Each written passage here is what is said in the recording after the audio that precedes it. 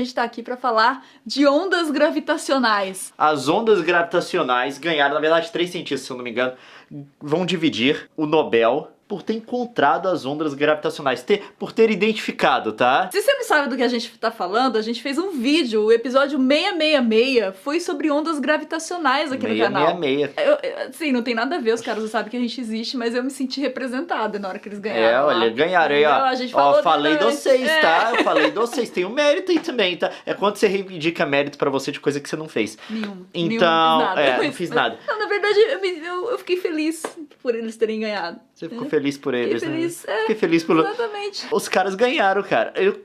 Confirmaram mais uma predição do nosso profeta Einstein. Exato. Tudo quanto é choque de buraco negro tá sendo detectado agora, depois da confirmação desse... Não, o negócio, eu não sei o que eles já detectaram, mas quando a gente conseguir detectar uma coisa que não seja choque de buraco negro, aí que a parada fica séria. Por quê? Choque de buraco negro é a coisa mais estrondosa que se pode detectar com treco. Se a gente conseguir o negócio ficar mais refinado e conseguir detectar outros fenômenos que não geram ondas tão fortes, tá? Aí que o treco fica sério. Tá aí o treco começa a ficar sério.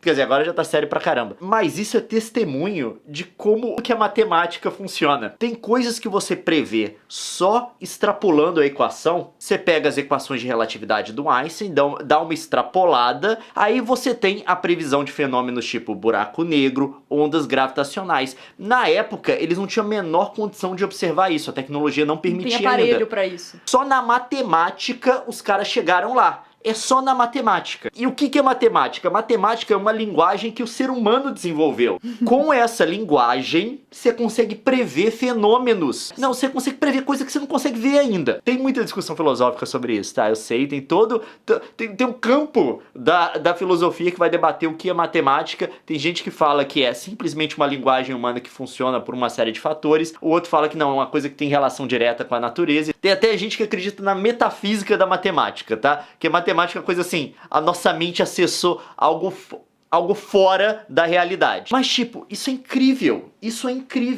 Todas essas coisas que a gente está observando agora, o buraco negro, que agora a gente está tentando tirar uma foto dele, tem um projeto para isso, mas a gente já consegue detectar por conta do efeito gravitacional dele, as ondas gravitacionais do choque de buracos negros, tipo, bilhões de anos-luz, sei lá quanto. Tudo isso foi você pegar uma equação e fala assim, eu vou continuar resolvendo essa conta, eu vou ver onde é que ela me leva. Ah, ela prevê esses fenômenos. Mas você tem que pensar que a matemática não é dada. A matemática é inventada. Tipo, Newton não existia a matemática que ele precisava para calcular a órbita dos planetas em volta do Sol, tá? Outras coisas também. Essa matemática não existia. Ele inventou. Ele inventou o cálculo. Ele falou assim, eu vou inventar mais matemática. E ele inventou, e as contas deles fechavam, e usaram isso para prever um monte de coisa, incluindo a existência de Netuno. Júpiter, Urano e Netuno, que foi o primeiro planeta descoberto, né? Netuno foi um cara calculando, tipo assim, a influência gravitacional de um corpo na órbita de Saturno, se eu não me engano. Aí ele falou assim, tem que ter um planeta naquele lugar aqui de acordo com as equações de Newton, com a matemática que ele inventou. Aí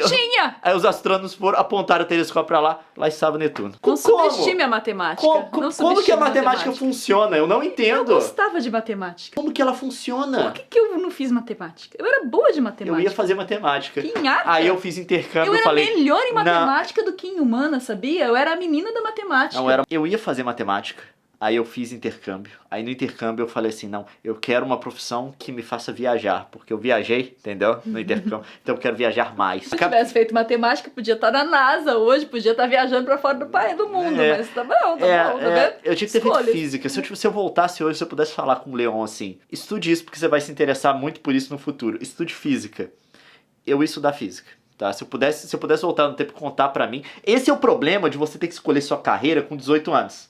No meu caso, eu tive que escolher com 16, tá? Quando eu formei. Você falou sobre física, mas tipo, o Brasil não dá apoio pra quem estuda física. Não. Esse é um grande problema, porque você pode gostar da ideia, mas na hora da realidade, o país não vai te oferecer condições de você ganhar a vida com isso. Eu tenho um amigo que ele é físico, ele é doutor, pós-doutor em física, casado com uma amiga minha, e se ele estivesse fora do país, ele teria com certeza muito mais apoio do que ele tem no Brasil. E isso na época que o Brasil ainda nem tava cortando apoio. Agora o governo federal tá cortando apoio de ciência, de instituto de pesquisa. A Então, verba de muito ciência tá complicado. indo pro ralo agora, se você não sabe, acho que o último corte foi de 44% em cima de outro corte que já tinha sido feito. Inclusive, você tá falando dos matemáticos aí, mais de 200 matemáticos e não sei quantos, 23 ganhadores?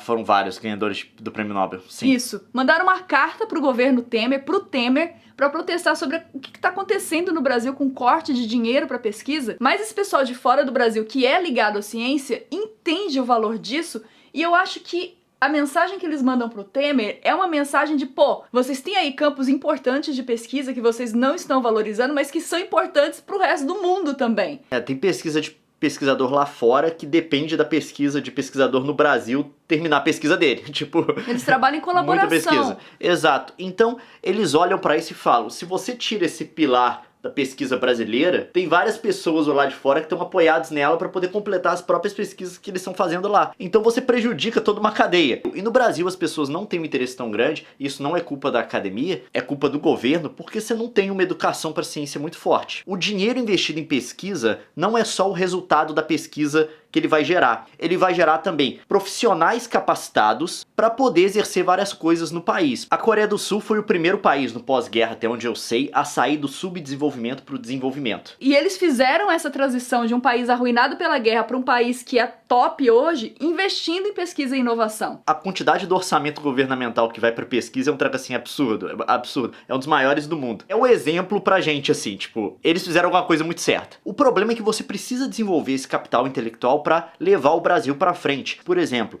um professor que tá fazendo pesquisa, tipo, eu conheço o pai de um amigo meu que pesquisava melhoramento genético em café. O cara que tá fazendo essa pesquisa, ele não só tá melhorando a produção nacional, mas ele também tem uma equipe inteira que gira em torno deles, que são vários cientistas, normalmente até mais novos, que estão sendo formados naquele processo para poder melhorar a agricultura do país, que é a nossa principal pauta de exportação. Você corta o recurso agora e interrompe a pesquisa, daqui a 10, 15 anos aparece uma praga, Lascou. não vai ter pesquisa, então a gente não vai ter nada prevenindo que isso aconteça, a gente não vai ter gerado um grão que é resistente a pragas que vão aparecer no futuro e tal. E também você não vai ter profissionais formados, porque assim que você forma um profissional, pagando dinheiro para ele fazer pesquisa, formados para poder lidar com esse tipo de coisa. Não vai ter um pesquisador na época que na hora da crise vai falar, vai brotar e... Não brota pesquisador. Não brota pesquisador. É o cara que tá fazendo isso a vida inteira. Você corta o dinheiro do cara, o cara vai pra uma outra área, vai pra uma instituição internacional, que é o que acontece pra caramba, você fica sem. Se tiver uma crise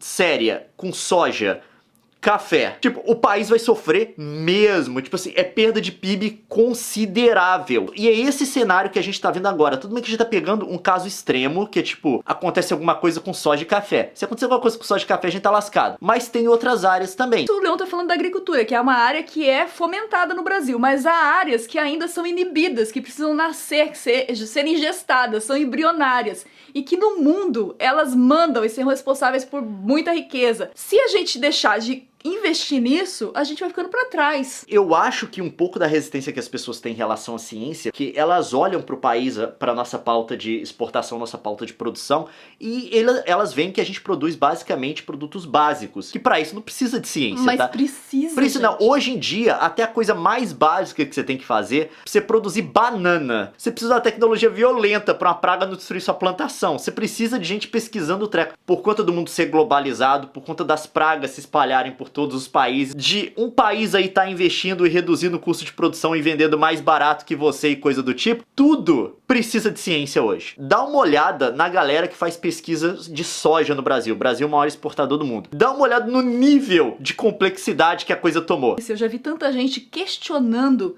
que haja investimento público em ciência, menosprezando o trabalho de pesquisadores, como se essas pessoas não estivessem produzindo nada. Eu tenho uma amiga, eu morei com ela enquanto ela fazia o mestrado. Ela era estudante da USP e ela fazia uma pesquisa ligando câncer de boca, câncer bucal, radiologia lá no campus da USP em Bauru. Como ela tinha que ter uma amostragem de pacientes para fazer lá a dissertação dela, ela atendia de graça dezenas de pacientes que descobriram o câncer e tiveram um tratamento por conta da pesquisa dela. E ela prestou um serviço gigantesco. Então, e ela ganhava uma bolsa irrisória, assim. Ser pesquisador é um treco muito complicado. É a sua vida. É a sua tá? vida, você não faz outra coisa. O cara que é pesquisador, tipo assim, é difícil explicar pra outras pessoas porque não é nem um trabalho normal. Você sacrifica muita coisa da sua vida pra ficar só em cima de um tópico e desenvolver conhecimento sobre ele. E são anos em cima daquilo. É esse recurso que está sendo cortado. A gente tem que entender as consequências disso, porque isso se aplica para todo mundo. É hora de você tomar consciência disso, porque isso afeta o seu futuro se você ainda não trabalha, se você ainda está estudando, escolhendo sua carreira.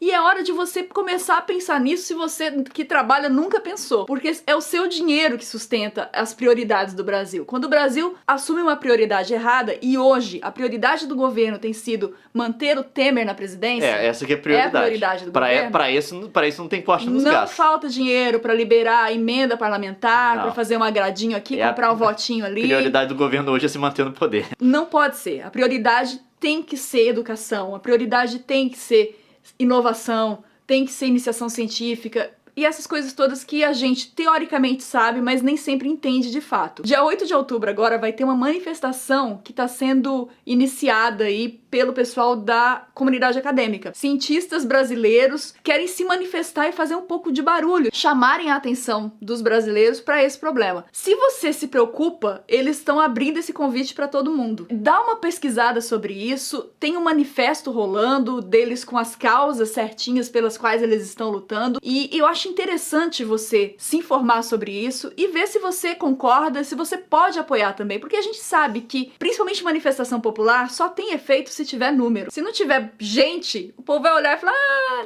não dá voto. Se tiver número, já muda de figura. Se tiver número, a galera começa a falar, não, pera lá, temos que dar uma resposta pelo menos. Eu sei que em São Paulo a manifestação vai ser no MASP, eu vi isso sendo anunciado em outras cidades também, então se informe se na sua vai ter. Procura as universidades, vê se eles estão ligados nisso e participa. E por favor, combata essa imagem do que ciência não serve pra nada no Brasil. Serve pra muita coisa, as nossas principais pautas de exportação dependem do desenvolvimento científico nacional. E, se você quiser ver mais, tem aqui o nosso último vídeo e aqui tem um outro vídeo que você não deve ter visto ainda, que você deve clicar e ver, tá bom? É assim que funciona. Então vai lá. Inscreva-se se você for novo por E aqui. deixa o joinha se você curtiu, tá? É isso. Vai se informar sobre ciência. Até mais. Tchau.